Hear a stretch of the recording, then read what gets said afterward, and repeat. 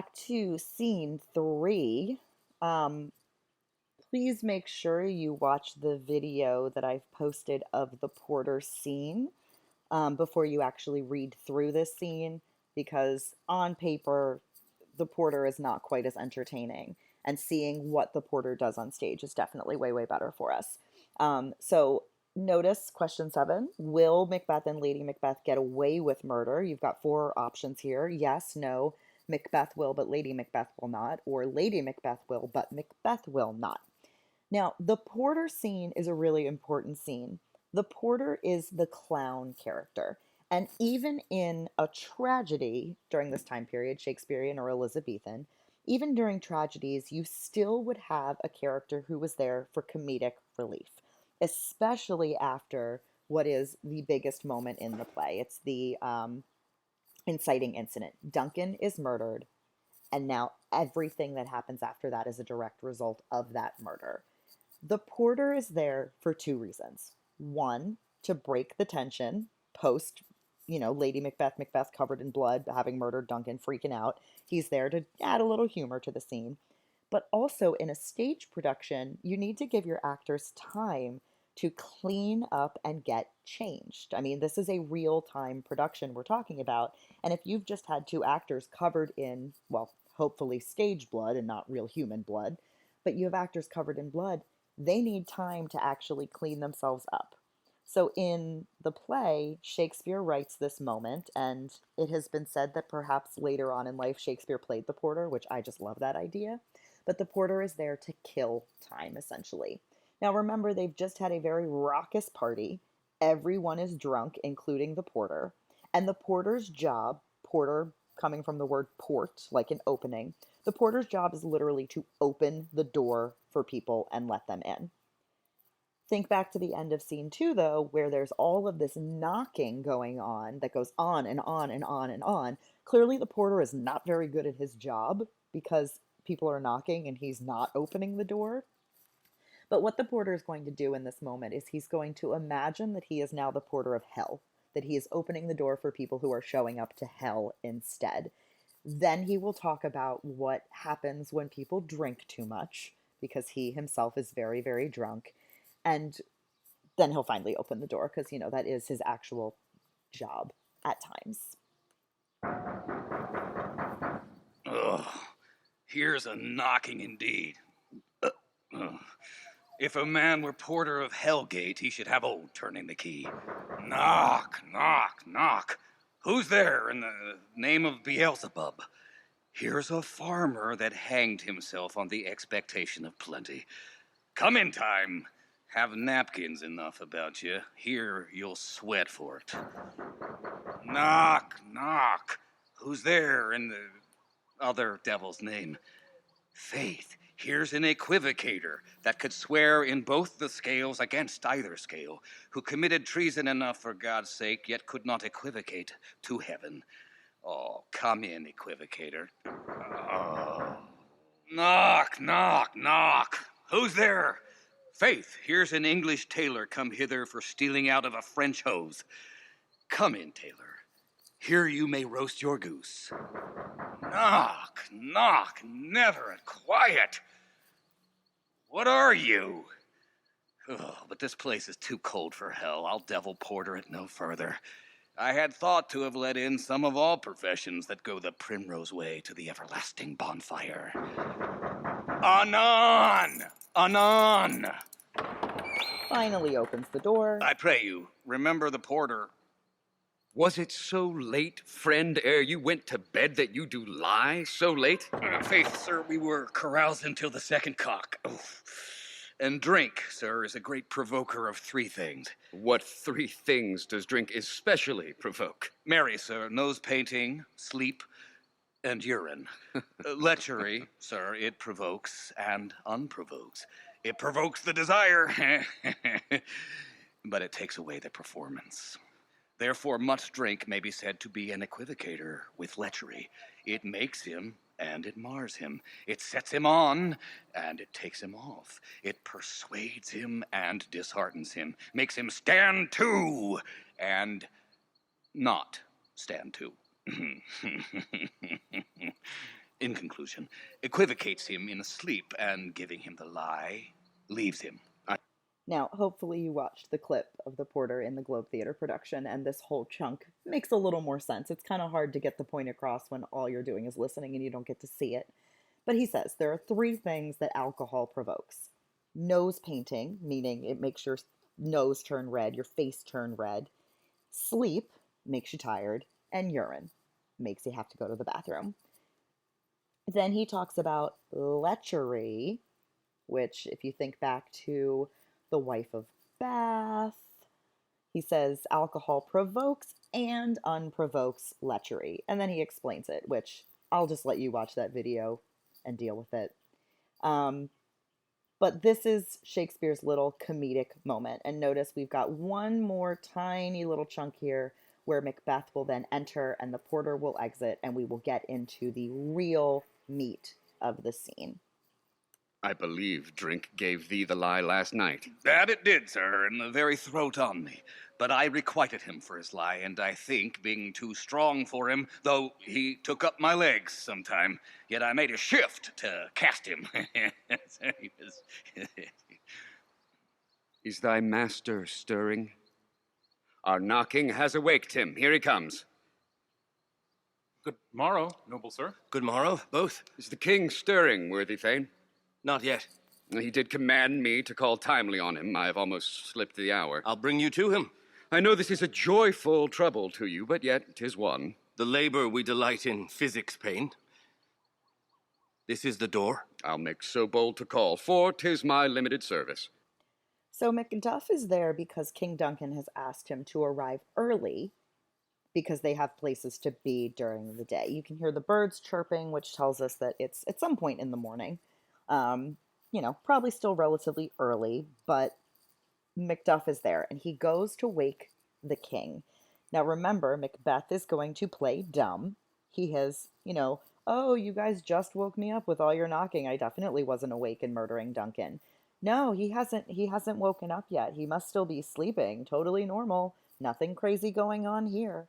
Now, Lennox is going to tell Macbeth about some crazy stuff that's been going on in the world. Remember, there is a connection between the health of a country and the health of the king. There's this old connection. If you're interested, look up the Fisher King legend. It's sort of the Holy Grail King Arthur legend. But because something horrible happened, something unnatural happened, the murder of the king, nature and the earth is going to do the same.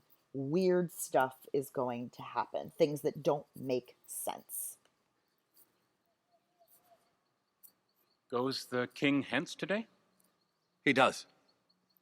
He did appoint so. The night has been unruly.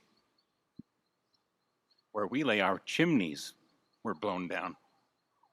And as they say, lamentings heard of the air. Strange screams of death.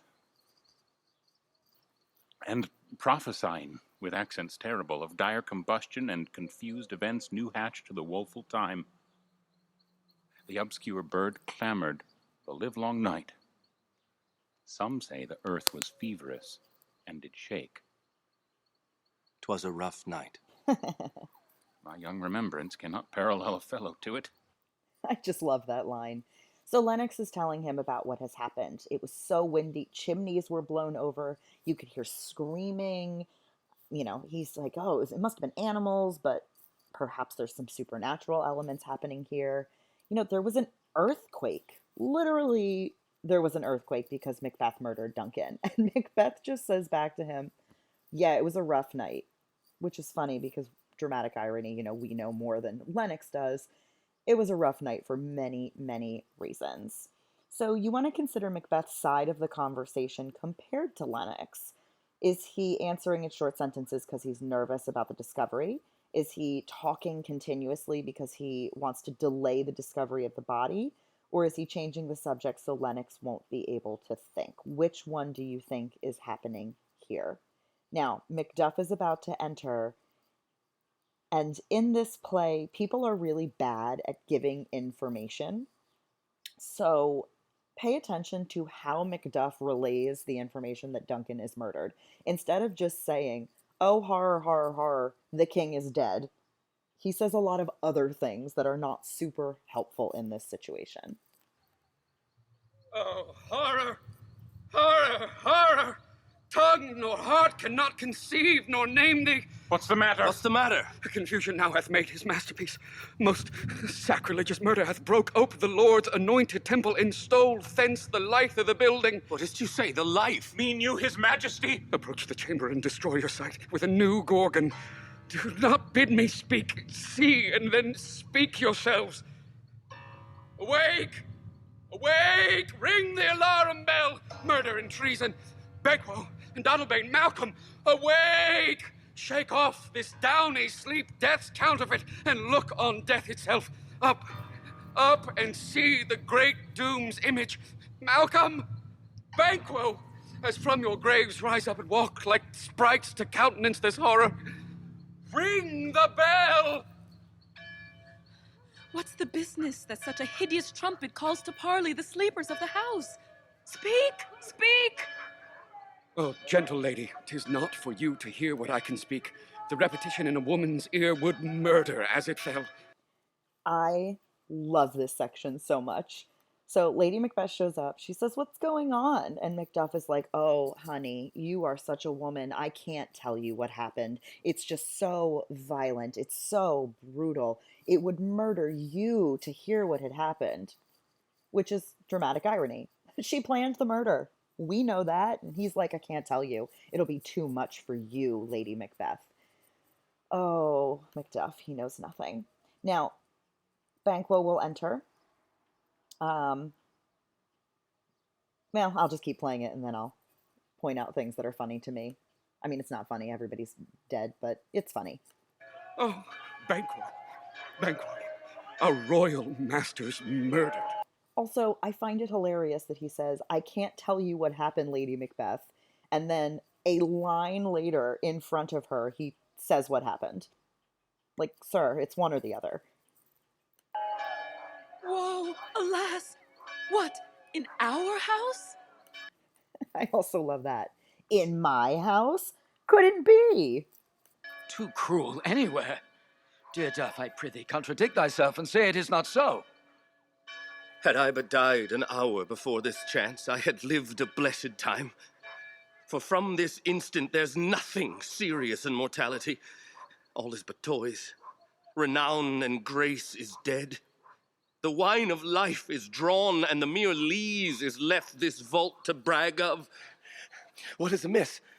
You are, and do not note, the spring, the head, the fountain of your blood is stopped. The very source of it is stopped.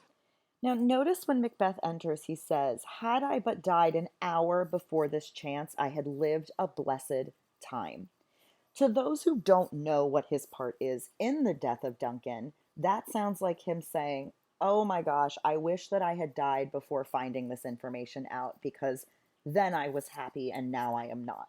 But we know he is saying, you know, an hour before this, Duncan was still alive. I hadn't killed him yet. And if I had gone back to that time and died, I would be blessed. He's really starting to regret the murder of Duncan in this moment. Now, remember how I said people are really bad at giving information in this play? Malcolm and Donalbain wake up. They come in. Remember, they are the sons of King Duncan. And Macbeth is like, oh my gosh, this has happened, this has happened. He doesn't directly say what has happened, but Macduff will. Your royal father's murdered. Oh, by whom? Those of his chamber, as it seemed, had done.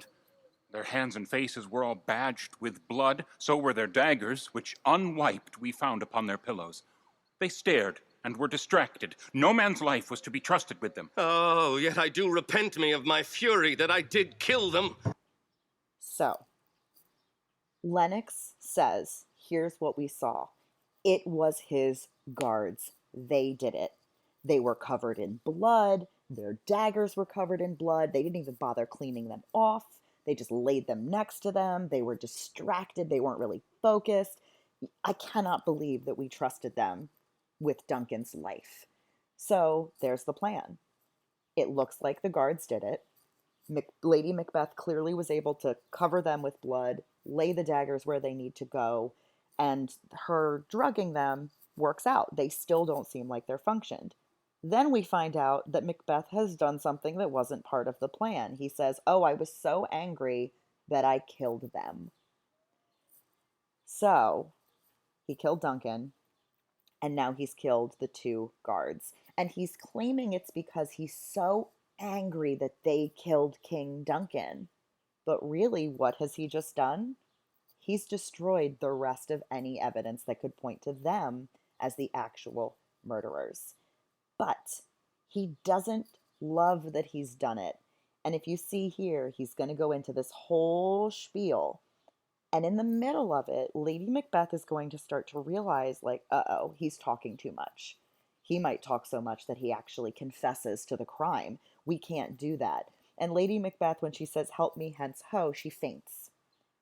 Now, it's just written, it's not, explained what happens, but in many versions, we assume that she's faking it. She's trying to distract from her husband. She's trying to cut the tension. So in the middle of her husband being like, "Oh no, what if we killed him? What if he died? This, that, and the other thing." She goes, I'm fainting. Pay attention to me instead."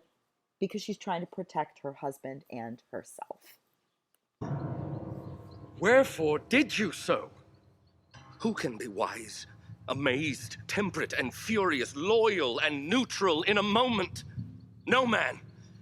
The expedition of my violent love outrun the pause of reason. Here lay Duncan, his silver skin laced with his golden blood, and his gashed stabs looked like a breach in nature for ruin's wasteful entrance. There, the murderers, steeped in the colors of their trade, their daggers unmannerly breached with gore.